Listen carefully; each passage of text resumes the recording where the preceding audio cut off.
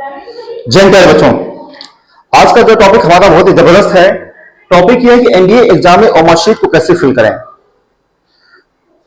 आप देख रहे हैं कि काफी इंपॉर्टेंट टॉपिक है ये, क्योंकि ओमार शीट कलर करना अपने आप में बहुत बड़ी बहादुरी का काम होता है। जिसको एग्जाम नहीं क्वालिफाई करना है, जो पहले एग्जाम में बैठ रहा है, जो उतना सीरियस नहीं है, वो किसी भी तरीके से एग्जाम हॉल में बैठ गया, उसने ओमार शीट देखा है ना, नीला और काला ही तो करना है, उसे उठा करके दबा करके पूरा सब काला पीला नीला कर देता है ना। लेकिन कभी भी एग्जाम में आपको ऐसी गलती नहीं करनी है। ओमार शीट कलर करना अपने आप में बहुत बड़ी बहादुरी का काम होता है, और ओमार शीट जब भी आप कलर करें तो आप उसके लिए एक बहुत ही रणनीति बना करके जाएं। क्योंकि हमने भी एग्जाम फेस किया, हमने भी सारी चीजें देखी है कि हमने कौन कौन सी गलतियां किया है, और वो सब सारी चीज हम आपसे अभी शेयर कर रहे हैं किस तरीके से हमने इस पे काम किया। क्योंकि हम शुरुआत के दिनों में हम एग्जाम नहीं क्वालिफाई करते थे, हमें पता नहीं था, पढ़ते तो बहुत थे लेकिन एग्जाम नहीं क्वालिफाई करते थे। फिर हमने इस पे सोचा आखिर में क्या गलतियां हो रही हैं, आखिर में क्यों हम एग्जाम क्वालिफाई कर रहे हैं। तो ये भी एक रीजन था कि ओमार शीट को हम ढंग से हम कलर नहीं कर पाते थे, उसके लिए हम एक रणनीति नहीं बना पाते थे। तो आज का वीडियो बहुत ही जबरदस्त है, बहुत ही खास है। आज मैं आपको बताऊंगा अपना पर्सनल एक्सपीरियंस कि हमने इस पे क्या काम किया और किस तरीके से अगर आप करेंगे लेकिन आपको क्वालिफाई करने से कोई रोक नहीं पाएगा। बाकी देखो, पढ़ना तो है ही, बगैर पढ़े तो होने वाला है नहीं, लेकिन ओमार शीट कैसे आप कलर करेंगे, आप कैसे रणनीति बनाएंगे, तो आज इसी के बारे में यहाँ पे हम आपसे शेयर करने जा रहे हैं। तो अंत तक वीडियो को देखिएगा, अंत तक चैनल बने रहिएगा। यकीन आपने अगर अपना आज का वीडियो देख लिया तो आपको ऐसी समस्या कभी जीवन में नहीं आएगी, ये हमारा आपसे वादा है। आइए हम शुरू करते हैं बगैर कोई टाइम वेस्ट किए हुए। देखिए बच्चों, यहाँ पे ओमार शीट कैसे फिल करें। ठीक है, जब भी आप क्वेश्चन पेपर सॉल्व करें, जब भी, मैं ओवरऑल की बातें कर रहा हूं, मैं जब भी आप क्वेश्चन पेपर सॉल्व करें तो हमेशा उसको 3 सेगमेंट में बांट दें। जब भी आप क्वेश्चन पेपर सॉल्व करें हमेशा उसको 3 सेगमेंट में बांट दें। ठीक, 3 सेगमेंट क्या है? पहला जो सेगमेंट ये है कि इजी क्वेश्चन, दूसरा मॉडरेट और तीसरा डिफिकल्ट।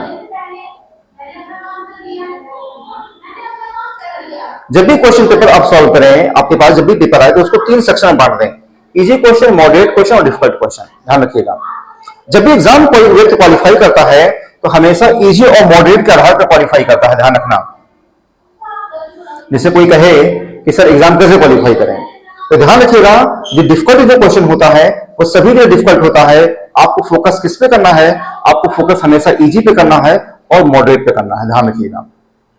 और जब भी क्वेश्चन पेपर आता है तो आप उसको 3 हिस्सों में बांट लें, इजी क्वेश्चन, मॉडरेट क्वेश्चन और डिफिकल्ट क्वेश्चन। मैंने जो देखा है, मैंने जो फेस किया है, क्योंकि मैंने बहुत सारे क्वेश्चन पेपर मैंने सॉल्व किए हैं, तो जब भी मेरिट बनती है तो इजी और मॉडरेट पे बेसिस बनती है, डिफिकल्ट पे मेरिट कभी नहीं बनती है। अगर आप डिफिकल्ट पे फोकस करेंगे बेटा तो आप एग्जाम नहीं क्वालिफाई करेंगे। आपको यह ध्यान रखना है, इजी क्वेश्चन कभी जीवन में गलत नहीं करना है और मॉडरेट क्वेश्चन को भी आपको गलत नहीं करना है। मॉडरेट का मतलब होता है जो कि आपको आता है लेकिन अभी दिमाग नहीं क्लिक कर रहा है, कुछ कंफ्यूजन टाइप के हैं, अभी कुछ ऐसी दिक्कतें हैं जो कि आपको आता है लेकिन अभी आप उसको मिस कर रहे हैं, ऐसे क्वेश्चन को हम मॉडरेट में हम डाल देते हैं। ठीक है, तो जब भी आप फोकस करेंगे तो आप उसको जो है अपने क्वेश्चन पेपर को 3 हिस्सों में बांटें, इजी, मॉडरेट और डिफिकल्ट जो है।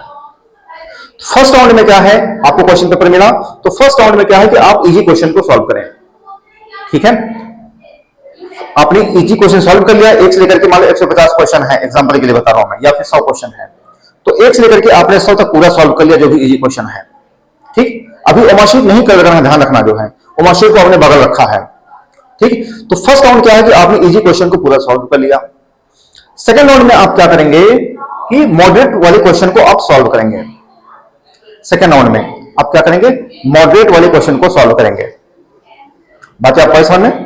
ठीक है, अब आपने इजी सॉल्व कर लिया, मॉडरेट सॉल्व कर लिया, अब आप क्या करेंगे, इन दोनों जो भी आपने सॉल्व किया है, आप ओमार शीट को आप फिलअप कर लीजिए तुरंत, जो है यानी इनको आपने जो सॉल्व कर लिया है उसको आपको क्या करना है, फिलअप कर लेना है ओमार शीट को। ध्यान रखिएगा, ओमार शीट को कभी भी पहले नहीं सॉल्व करना है और भरना है, ना आपको लास्ट में भरना है। बहुत सारे स्टूडेंट मैंने देखे हैं, मेरे साथ भी ऐसे करते थे, हमने भी किया है कि हम तुरंत इधर हम सॉल्व कर रहे हैं, उधर हम इसको ओमार शीट को फिलअप कर रहे हैं। बहुत सारी चीजें हमने देखी है ना। तो आपको ऐसी गलती कभी नहीं करने हैं कि आपको एक साथ यहां पे नहीं सॉल्व करना है, ध्यान रखना है। सबसे पहले आपको इजी क्वेश्चन सॉल्व कर लेना है, फिर मॉडरेट क्वेश्चन आपको सॉल्व करना है, फिर आपको डिफिकल्ट क्वेश्चन सॉल्व करना है, और इन दोनों को जब आपने सॉल्व कर लिया तो फिर अब आपको ओमा शीट आपको फिल करने हैं। बात आपको आई समझ जो है, ठीक। अब आपने ये दोनों भर लिया जो है, अब लास्ट में क्या होता है, अब डिफिकल्ट वाले बचते हैं, और डिफिकल्ट वाले जो क्वेश्चन बनते हैं 10-20 क्वेश्चन बनते हैं, है ना। अच्छा, कुछ लोग ऐसी भी गलती करते हैं जो है लास्ट में कुछ लोग क्वेश्चन जो है ओमा शीट को फिल करते हैं। हमने ये भी देखा है कि जो ओमा शीट को क्या है वो लास्ट में फिल करते हैं। ऐसी गलती आप कभी मत करना भाई, क्योंकि लास्ट में क्या होता है कि हड़बड़ी हो जाती है, इधर का उधर हो जाता है, ए भरना तो भर दिया हमने, बी भर दिया। ऐसी गलती आप कभी मत करो ना। बात आप ऐसा में ना तो आपको पहले भरना है ना तो बाद में भरना है, हमेशा आपको क्या करना है कि इजी और मॉडरेट सॉल्व किया तुरंत उसको फिलअप कर लिया, ठीक है, ताकि कोई टेंशन ना हो।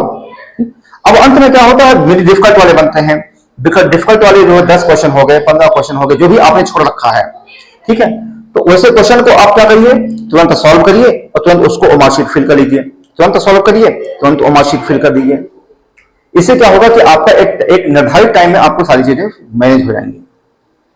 बात ऐसा में इस तरीके से अगर आप करेंगे यकीनन आपको बहुत फायदा होगा, ठीक है। तो आप समझ गए हैं, सबसे पहले इजी क्वेश्चन सॉल्व करिए, मॉडरेट आपने सॉल्व कर लिया, अब ओमा शीट फिल कर लीजिए। लास्ट में क्या है, डिफिकल्ट सॉल्व करिए। और डिफिकल्ट में होता क्या है ना, लास्ट मोमेंट में थोड़ी बहुत चीटिंग फिटिंग भी हो जाती है। मैं चीटिंग को ऐसा नहीं कह रहा कि आप चीटिंग वोटिंग करो जो है, लेकिन मतलब हो जाता है कि जैसे मान लो कि कोई उधर से बता दिया, कोई उधर से बता दिया, लास्ट हो ही जाता है यार, ऐसी कोई बात नहीं है ना। आईएएस एग्जाम में तो हो रहा है ना। तो मतलब आप चीटिंग जब आप वहां पर नहीं करोगे, लेकिन अगर हो रहा तो भाई क्या नदी गंगा में हाथ धो लिया क्या हो उसमें, ठीक है। तो कहने का मतलब यह है कि डिफिकल्ट वाले हमेशा लास्ट में रखोगे, है ना। नहीं कुछ है फिर भी हम इसको जो है अपना कुछ बजरंगबली का नाम लेकर के तुक्का कैसे मारा जाता है वो सब सारी चीज हमने एक्सप्लेन किया। अगर आप मेरे वीडियो में जाकर के देखेंगे तो मैंने बताया कि आपको तुक्का कैसे मारना है, उसको भी जाकर के आप देखिए तो आपको पता चलेगा तुक्का कैसे मारा जाता है, ठीक है। मेरे ख्याल से सब समझ गए होंगे। बाकी फिर भी कोई दिक्कत होती है तो आप कमेंट बॉक्स में लिखें और हम आपका कमेंट पढ़ते हैं और जवाब देने की पूरी कोशिश भी करते हैं। अगर आप ये चाहते हैं कि मैं अगला वीडियो किस टॉपिक बनाऊं तो भी आप कमेंट बॉक्स में लिखें। और ये भी आप जो भी सोशल मीडिया प्लेटफॉर्म है, फेसबुक, इंस्टाग्राम, वहां सभी जगह आप हमें फॉलो करिए, हम लगातार अपडेट्स वहां पे देते रहते हैं। बाकी अगर वीडियो पसंद आता है तो चैनल को सब्सक्राइब करिए, वीडियो को लाइक करिए। जो भी आप दोस्त हो आपके सभी के वो जो है आप जो भी आपके जानने वाले हैं, पहचानने वाले हो, सभी के पास हमारा वीडियो, हमारा चैनल उनके पास शेयर करिए ताकि उनको भी ऐसे जबरदस्त कंटेंट मिलते हैं। मिलते हैं नेक्स्ट वीडियो में। आज बस यहीं तक। जय हिंद, जय भारत, वंदे मातरम।